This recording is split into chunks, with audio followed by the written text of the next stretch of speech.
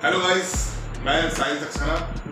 जैसा कि कल आपसे मैं मिला था और मैंने आपको बताया था कि मैं आपसे छोटी छोटी बातों के बारे में बात करूंगा, फोटोग्राफी के बारे में। यानी हम लोगों का जो काम है वो है फोटोग्राफी। हम फोटोग्राफी में सभी तरह के शूट करते हैं, वेडिंग है, प्री वेडिंग है, सिनेमैटिक है, कैंडिड है, सब कुछ करते हैं। लेकिन हमारी स्टार्टिंग में हम लोग कैमरा मानते हैं, लेकिन हमारा जो स्टार्टिंग मानना चाहिए, सबसे पहले हमें एक हार्ड डिस्क का मानना चाहिए। जो हार्ड डिस्क हमें किस तरह की लेनी चाहिए, कैसी लेनी चाहिए, किस कंपनी की लेनी चाहिए, किस फॉर्मेट में लेनी चाहिए, या किस तरह से उसे रखना चाहिए, कितने जीबी में, ये सब इशू बहुत आते हैं। होता क्या है गाइस, हम लोग कैमरे वाले अच्छे अच्छे ले लेते हैं, उसके बाद हम उसके साथ चिप कार्ड रीडर भी अच्छे ले लेते हैं, लेकिन हम हार्ड डिस्क पे इतना ध्यान नहीं देते हैं। जिसके तहत हमारे साथ सबसे बड़ी दुविधा ये आती है, कभी हार्ड डिस्क रैप्ट हो जाती है, कभी बैड सेक्टर आ जाते हैं और उसके बाद हमारा डेटा हमसे मिस हो जाता है। फिर हम लोग परेशान हो जाते हैं, दुविधा में रहते हैं, माइग्रेन, हमें बहुत सी बीमारियां भी हो जाती हैं सिर्फ इसी कारण से।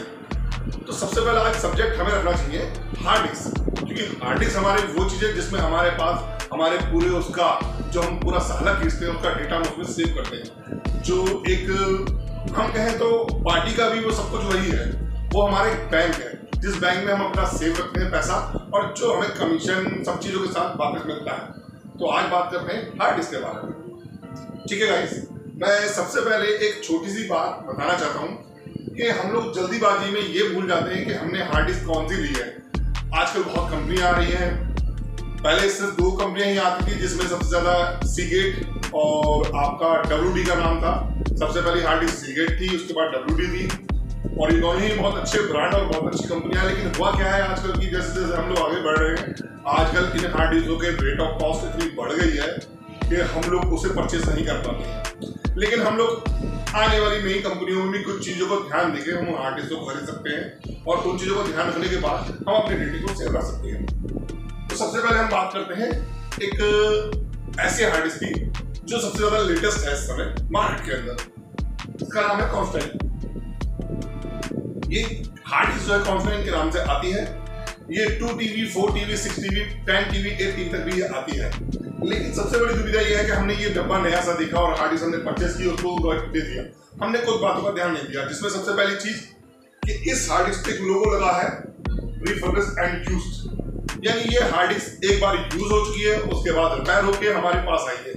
हमसे जल्दीबाजी में कस्टमर की तरह दुकानदार ने पैसे तो वही ले लिए जो हमसे नहीं लेता है, लेकिन उसने हमें एक रिफर्बिश्ड हार्ड डिस्क दे दी, जबकि वारंटी 2 इयर्स है और इस पे भी हमें दी। ये आजकल धंधेबाजी बहुत हो गई है।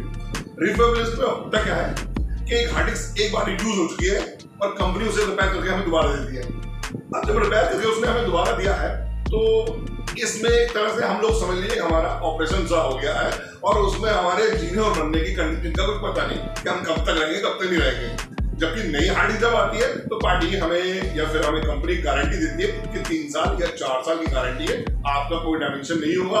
प्लस कुछ हार्ड डिस्क की कंपनियां ऐसी हैं जो हमारे डेटा की रिकवरी का भी हमें पूरा वादा करती हैं। तो इस चीज का बहुत ज्यादा ध्यान रखें कि ये रिफर्बिश्ड यूज हार्ड डिस्क नहीं होनी चाहिए, क्योंकि ये चीजें बहुत ज्यादा दिक्कत देती है। हाँ, शॉर्ट टाइम के लिए अगर आप लेना चाहते हो तो इसे लीजिए, कोई दिक्कत नहीं है। फास्टर की बात करते हैं, जो स्टार्टिंग बेस आता था हमारे पास सीगेट और WD में 7200 RPM के स्पीड से हमारी हार्ड डिस्क भागती थी। एक हार्ड डिस्क के बारे में मैंने आपसे जिक्र नहीं करा है, जिसे कहते हैं SSD हार्ड डिस्क। सबसे ज्यादा परफॉर्मेंस में आजकल वही हार्ड डिस्क आ रही है, जिसमें हमारे पास 2 तरह की हार्ड डिस्क और भी आती है, जिसमें एक हार्ड डिस्क आपकी कंप्यूटर की भी होती है और एक हार्ड डिस्क आपकी होती है लैपटॉप की। लेकिन हमें ज्यादातर यूज होता है कंप्यूटर में, जिसमें हमारी जियोनिक्स नाम की कंपनी भी हार्ड डिस्क आती है। ये भी नई कंपनी है और ये SSD बना रही है। WD भी और सीगेट भी कंपनी ये हार्ड डिस्क बना रही है, लेकिन कॉस्ट इतनी ज्यादा है कि हम लोग नहीं लेते हैं, हम लोग ये कंपनी ले लेते हैं। चलिए, हमने ये कंपनी ले ली, कोई दिक्कत नहीं है, लेकिन हम अपने कंप्यूटर को फास्टर बनाने के लिए उसका डेटा केबल, उसकी पावर सप्लाई पर अगर ध्यान दें तो ये परफॉर्मेंस भी हमें अच्छी देती है।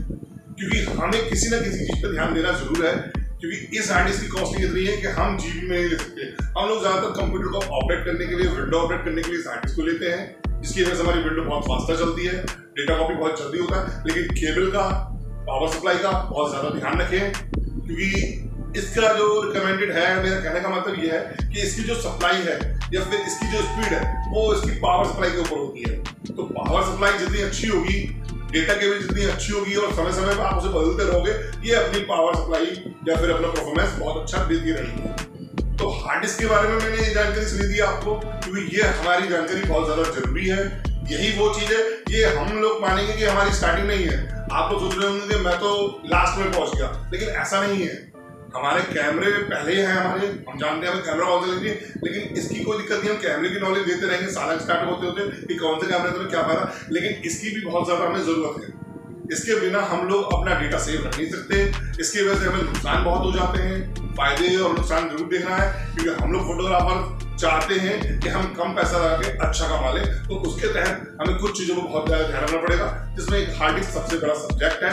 इसका बहुत ध्यान रखिए क्योंकि इसमें हम डेटे के साथ साथ अगर किसी कंप्यूटर पर बैठ के एडिटिंग भी करते हैं तो उसमें भी इसकी परफॉर्मेंस का बहुत बड़ा जरूरत है। अगर गाइस मेरी ये बात आपको अच्छी लगी हो तो like and subscribe and comment जरूर करना, क्योंकि मैं धीरे धीरे करके आपको सभी छोटी छोटी चीजें बताता रहूंगा कि कौन सी रैम चाहिए, कौन सी सप्लाई चाहिए, या किस मदरबोर्ड पे या किस रैम पे या किस पावर सप्लाई पे अच्छा काम हो पाएगा। क्योंकि ये सब एक छोटी छोटी चीजें जिन पे हम ध्यान नहीं देते, हम लोग जल्दीबाजी में उसको ले लेते हैं। थैंक यू गाइस, कल फिर मिलते हैं एक शॉर्ट वीडियो के लिए। आजकल भोले बाबा का बहुत ज्यादा रोड़ा चल रहा है, सभी लोग उस पर वीडियो भी बना रहे हैं, तो कुछ शॉर्ट किस तरह के होने चाहिए मैं कल कैमरे के साथ आपके सामने आता हूँ और वो शॉर्ट भी आपको बताता हूँ। Please guys like and subscribe and share जरूर करें। बाय।